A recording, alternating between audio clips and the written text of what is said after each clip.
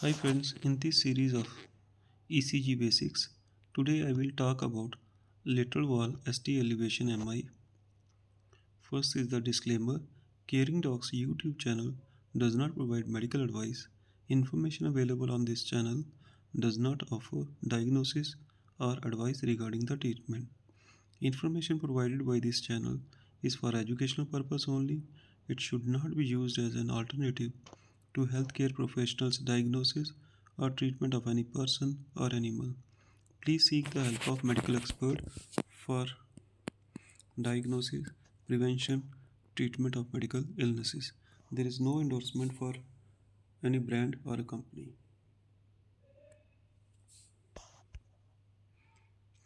The criteria for diagnosing lateral wall ST elevation MI is ST elevation in the lateral leads, that is lead 1, AVL, V5 and V6. Reciprocal ST depression in the inferior leads, that is lead 2, 3 and AVF. ST elevation primarily localized to lead 1 and AVL is referred as high lateral ST elevation MI. The reciprocal changes in the inferior lead is only seen when there is ST elevation in lead 1 and AVL. You must remember this. This reciprocal change may be obliterated when there is concomitant inferior ST elevation, that is inferior lateral ST elevation MI.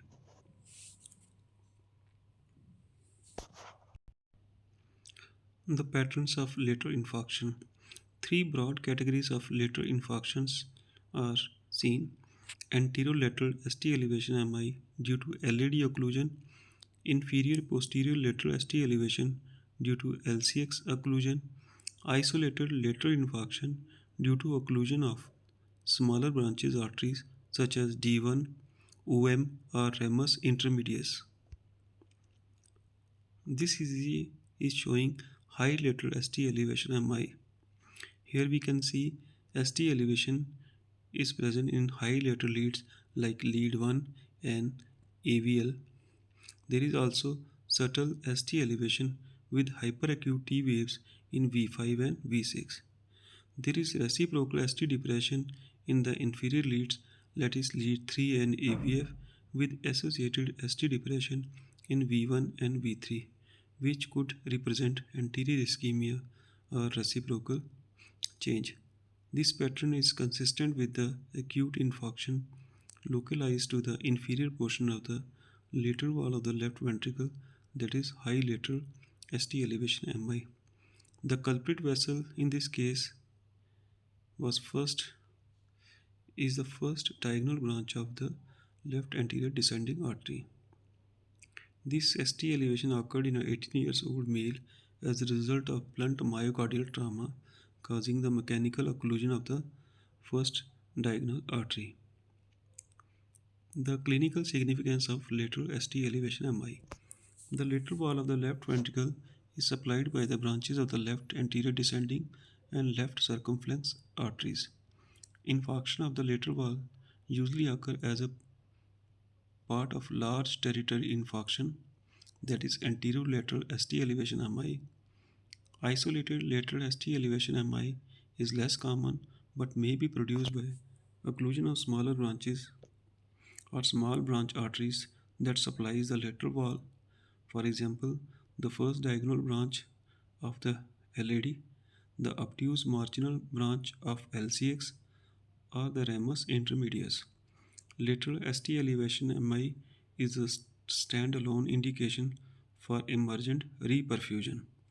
Lateral extension of an anterior, inferior, or posterior MI indicates a larger territory of myocardium at risk with consequent worse prognosis.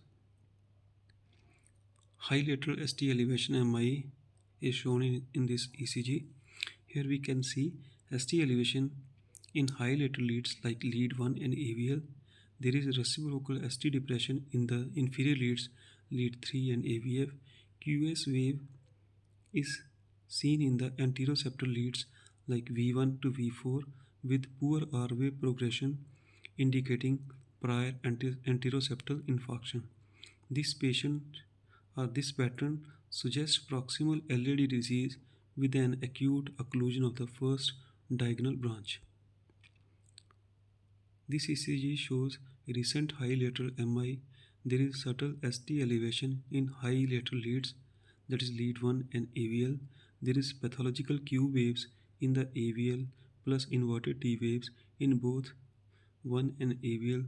This pattern is diagnostic of recent or completed high lateral MI, and patient the patient in this case had a 90% occlusion of the obtuse marginal artery. There is a branch of LCX supplying the lateral wall of the left ventricle. In this ECG, we can see anterolateral ST elevation MI. Here, ST elevation is present in the anterior leads V2 to V4 and lateral leads lead 1, AVL, V5 and V6. Q waves can be seen both in the anterior and the lateral leads, most prominent in V2 to V4. There is reciprocal ST depression in the inferior leads, that is lead 3 and AVF, and this pattern indicates an extensive infarction involving the anterior and the lateral walls of the left ventricle. The ST elevation in the precordial leads plus the high lateral leads is strongly suggestive of acute proximal LAD occlusion, and this combination predicts a proximal LAD lesion 87% of the time. In this ECG, we can see hyperacute anterolateral ST elevation MI. There is slight ST elevation with hyperacute T waves in the anteroseptal leads, lead V1 to V4. There is also subtle ST elevation in high lateral leads. This may be easily missed. However, the presence of reciprocal ST depression in the inferior leads makes the lateral ST elevation more obvious. This ECG represents early stage of large anterolateral infarction. As with the previous case, the combination of ST elevation in the pericardial and the high lateral leads is indicative of proximal LAD occlusion.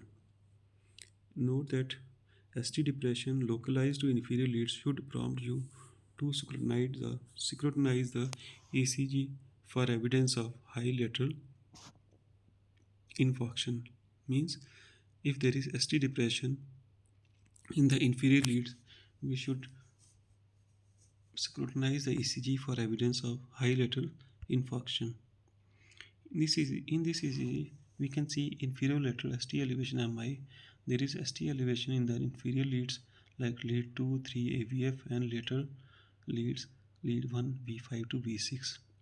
The precordial ST elevation extends out as far as V4, however, the maximum ST elevation is seen in V6. The ST depression in V1 to V3 is suggestive of associated posterior infarction. The R by S ratio more than 1 in V2 is consistent with this. This is an acute inferior-lateral ST elevation MI with probable posterior extension. This constellation of ECG abnormality is typically produced by occlusion of the proximal circumflex artery. In this ECG, we can see inferior-posterior-lateral ST elevation MI. Here we can see ST elevation in the inferior leads like lead 2, 3 and AVF and lateral leads like lead 1 and V5 to V6. The ST depression in V1 to V3 with tall broad R waves and upright T waves and R by S ratio more than 1 in V2 indicates concomitant posterior infarction, and this patient also had ST elevation in the posterior leads, that is V7 to V9, and these changes are consistent with the massive infarction involving the inferior lateral and the posterior wall of the left ventricle. The culprit artery is again very likely to be occluded proximal circumflex artery. Booker T. Washington has said, if you want to lift yourself up, lift up someone else. With this, I conclude my today's topic. Thank you. Keep learning.